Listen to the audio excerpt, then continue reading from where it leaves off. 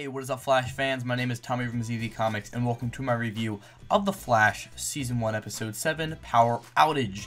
So, I'm going to go jumping right on to the spoilers, so if you haven't seen the episode, you have been warned. Okay, so let's just sum up this entire episode in a minute. So basically, Blackout is the villain that is focused in today's episode. We find out that Blackout takes the Flash's powers. He ends up attacking Harrison Wells at the Star Labs. Harrison, Iris, Cisco, and everybody is stuck in Star Labs while Power Outage is just literally walking around because he is a total badass person. So as they find out that Flash could possibly receive his powers back again from the treadmill, they go work on that, while of course Harrison Wells releases Tony Woodward, who is that silver, or I guess say steel man that we saw in the previous episode. So he basically releases Tony Woodward saying, you know, if you can kill Blackout, then you will, you know, be set free. Anyway, Blackout ends up killing Tony Woodward somehow. We didn't really get to see that scene. Anyway, the Flash and everybody freaks out. Like, Flash is like, oh my god, well, you don't care about anybody. You just let Tony Woodward die. Anyway, he didn't think he got his powers back after running on the treadmill, but he actually did, but it was just mental, you know, his mental, you know, that mistake. Like Cisco said in the TV show, when, you know, if you're a golfer or you're a basketball player, when you mess up, sometimes you just have a mental block, and that's what the Flash did. But as Blackout was just about to kill Harrison Wells, you know, the Flash comes back to the mode, ends up saving Harrison Wells, and taking down Blackout. Now, with taking down Blackout, Blackout actually ends up dying because he ends up taking the powers of the Flash again, but because the Flash regained his powers, he actually got faster, and everything about him got faster, so his powers basically increased.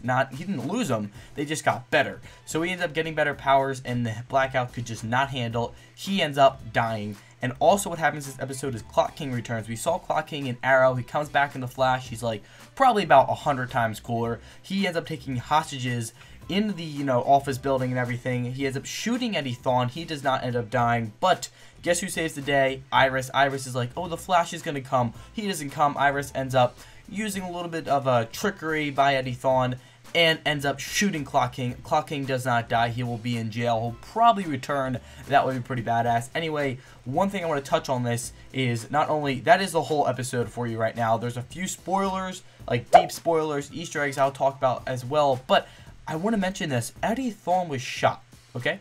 Now, if the Flash were to be shot, he'd probably heal in minutes, maybe even an hour, but he was shot and then put into a hospital and nothing happened to him. You can't, like, if the Flash were shot, he couldn't choose whether or not he wanted to regenerate everything. He automatically is going to heal. So if Eddie Thawne is the Reverse Flash, who people think he is, then he would have healed. So that just proves that Eddie Thawne is not the Reverse Flash unless somehow he has the power to choose whether or not he can heal himself, which I'm pretty sure is not an option. So that must mean that either Harrison Wells is the Reverse Flash or someone unknown is the Reverse Flash. And when we do get to see the Reverse Flash, I don't think we're going to be able to find out who he really is. He'll be vibrating his face, sort of like the Flash did. So we're probably going to see the Reverse Flash, but it's going to be a mystery on who he really is. So honestly, I don't know if a lot of people touched on that, but it is a fact. Eddie Thawne cannot be the Reverse Flash unless he controlled the ability to, you know, choose whether he wants to regenerate his body. And I don't think that's an option. So let's get into the Easter egg spoilers. Of course, happens at the end of every episode. Harrison Wells has been checking the future throughout this entire episode. He looked at the newspaper twice. I could not get a good glimpse, but there could have been maybe more Easter eggs. This was a really close-up HD picture. I did get a picture. It's on my Twitter page right now, but it did not show the bottom. Like, there was 2 more headlines that we got to see or saw, but I just couldn't map it out. They literally throw it up on the screen and then take it away in like seconds. I mean, it's just like giving us this awesome Easter egg, and it's like, oh, hold on, and then boom, they take it away. So it kind of sucks. But anyway, what Harrison Wells does at the very, very end of the episode is he takes the DNA from Blackout, you know, says to himself, you have the powers to take the Flash's powers from him. Well, you know what? I'm going to take your DNA, somehow manipulate that. Really, what the hell is going on with Harrison Wells? Is he a good person? Is he a bad person? I have no freaking clue. It's so confusing. Is he the Reverse Flash?